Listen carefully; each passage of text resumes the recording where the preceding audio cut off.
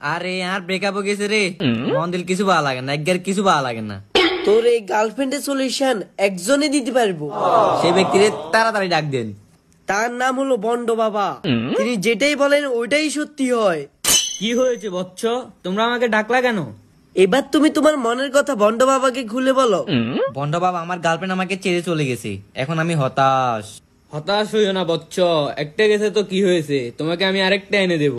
Girlfriend আনবেন যে, এটা সুন্দর নাকি কালা? বচ্চ, কালো না সাদাও না, শ্যামলা এনে দেবো আমি তোমাকে।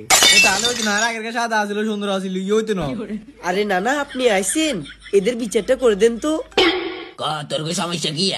না না, আর গার্লফ্রেন্ড চলে গেছে, গাড়ি লাগবো সুন্দর, তাও সাদা। তোর এই বয়সে গার্লফ্রেন্ড বয়ফ্রেন্ড গেল রে, আর আমরা এই বয়সে বিয়ে করি, বাইচও দুগো তিনগো গেছে। এখনকার হলো গলে কি আর সাদা কালা কত রং তো হয়, আর হেঙ্গা আন্ডা জিয়া আইটেম হিয়া রে, কইলাইতাম মানে বিয়া। তোর জ্ঞান তোর পকেটে রাখ, তুই না না জীবন থাকবি কেনা, তোলা বলবি এক জামিলে তুই বার